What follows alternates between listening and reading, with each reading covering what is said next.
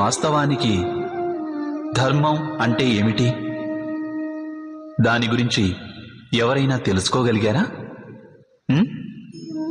ధర్మం మనిషిని అతని సాటి మనుషులతో, సమస్త సృష్టితో కలిసి సుఖంగా జీవించమని చెప్తుంది.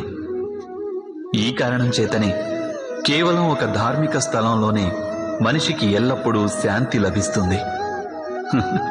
అలాంటి అనుభవం మీకు కలగలేదా? అంటే అర్థం, ధర్మం మనిషిలోని సంఘర్షణలన్నింటినీ నాశనం చేస్తుంది.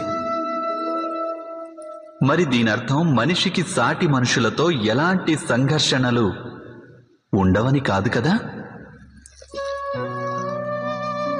ఆలోచించండి.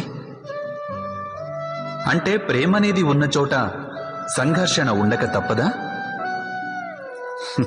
మీరు అవునంటారు కదా, ఖచ్చితంగా ఉంటుందంటారు. కానీ మీరు